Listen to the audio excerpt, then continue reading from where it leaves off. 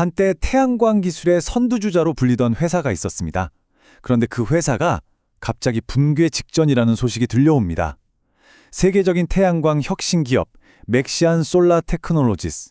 도대체 무슨 일이 있었던 걸까요? 이 놀라운 추락의 원인을 지금부터 깊숙이 파헤쳐 보겠습니다. 자, 이 위기의 본질을 제대로 보려면 가장 최근에 터진 아주 극적인 사건부터 시작해야 합니다. 네, 정말 충격적인 소식이죠. 맥시언 솔라 테크놀로지스가 더 이상 자기 회사의 운전대를 스스로 잡을 수 없게 됐다는 말입니다. 싱가포르 고등법원이 이 회사를 법정 관리 절차에 넘겨버렸습니다. 여기서 법정 관리라는 말이 좀 생소하실 수 있는데요. 쉽게 말해서 회사가 재정적으로 너무너무 힘들어졌을 때 법원이 잠깐 스톱 하고 전문가를 투입해서 이 회사를 살릴 방법이 있는지 아니면 차라리 깔끔하게 정리하는 게 나을지 결정하게 하는 그런 제도라고 보시면 됩니다. 이제 맥시언의 경영권은 이사회가 아니라 법원이 보낸 관리인 손에 넘어간 거죠. 네, 바로 이 질문이 오늘 우리가 파헤쳐볼 이야기의 핵심입니다.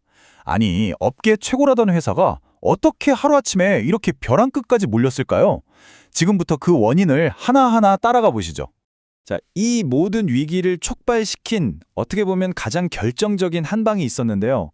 바로 가장 중요한 시장, 미국에서 벌어진 일입니다. 거대한 벽에 부딪힌 거죠. 이 흐름을 한번 보세요. 이게 그냥 한 번에 빵 터진 사건이 아니었어요. 점점 상황이 악화된 거죠. 2024년 7월에 미국 세관, CBP라고 하죠. 여기서 이른바 위구르 강제노동 방지법 준수 여부를 문제 삼아서 맥시언 패널 수입을 막기 시작합니다. 몇 달 동안 실랑이를 벌이다가 결국 2025년 3월에 맥시언의 이의제기가 최종 기각되면서 사실상 미국 시장 문이 쾅 닫혀버린 겁니다. 여기서부터가 진짜 갈등의 핵심인데요. 양쪽 주장이 완전히 엇갈려요. 맥시언은 아니, 우리 공급망 문제 없다는 증거자료 수천 페이지나 냈다고 하고요. CBP는 강제노동 증거는 없는데 당신들이 낸 서류가 불충분해. 딱 이렇게 나온 거죠. 서로 다른 말을 하고 있는 겁니다. 자, 그럼 미국에 물건을 못 팔게 되니까 무슨 일이 벌어졌을까요?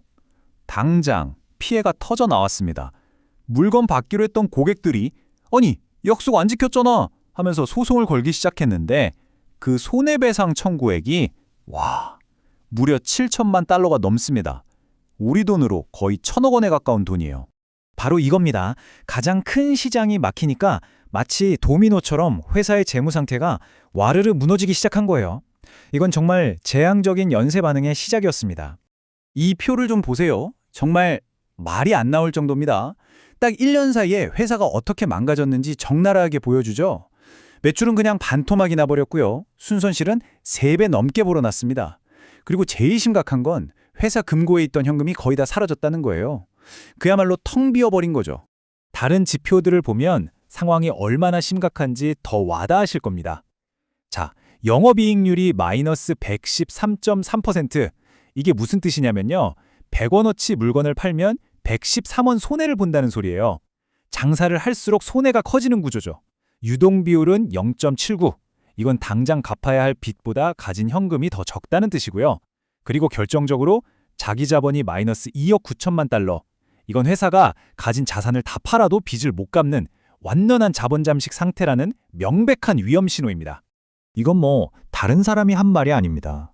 회사 스스로 우리 단기적으로 갚아야 할 빚을 갚을 수 있을지 심각하게 의심스럽습니다 라고 고백한 겁니다. 경영진조차 두 손 두 발 다 들었다는 얘기죠.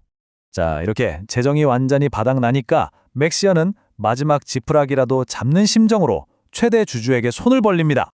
2024년 말에 중국의 거대 IT 기업인 TCL이 자회사를 통해서 1억 달러, 우리 돈으로 약 1,300억 원을 쏟아부으면서 지분 69.3%를 차지하는 최대 주주가 됩니다.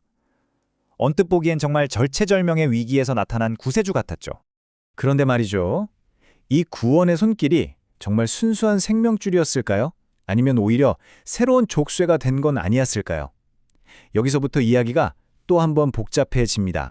이게 바로 아이러니한 딜레마입니다. 회사를 살려준 구원 투수가 하필 중국 기업이다 보니까 미국 정부 입장에선 이 회사를 해외 우려 기업, 그러니까 좀 경계해야 할 대상으로 볼 수 있게 된 거죠. 만약 그렇게 되면 어떻게 될까요? 맥시언이 그토록 바라는 미국 시장의 보조금이나 정부 계약 이런 것들을 하나도 못 받게 될 수도 있어요. 그러니까 살아남기 위해 잡은 동아줄이 정작 제일 중요한 미국 시장으로 돌아갈 다리를 끊어버릴 수도 있는 그런 상황인 겁니다. 자, 그래서 현재 상황은 싱가포르 법원이 회사를 관리하는 상태입니다. 그럼 앞으로 어떻게 되는 걸까요? 어떤 길을 가게 될까요? 법정 관리라는 게 정해진 절차가 있습니다. 크게 3단계로 볼 수 있는데요. 첫째, 일단 급한 불부터 끄는 안정화 단계. 둘째, 회사를 어떻게 살릴지 계획을 짜는 구조조정 단계. 그리고 마지막으로 이 계획에 대해서 돈 빌려준 채권자들의 동의를 받는 승인 단계입니다. 이 모든 관문을 통과해야만 회사가 다시 살아날 기회를 얻게 되는 거죠. 한때 기술 혁신의 아이콘이었던 맥시언의 미래, 이제 그 공은 법원으로 넘어갔습니다. 과연 이들은 이 잿더미 속에서 다시 일어설 수 있을까요? 아니면 태양광 산업의 역사 속으로 이대로 사라지게 될까요? 그 결과는 아무도 예측할 수 없습니다.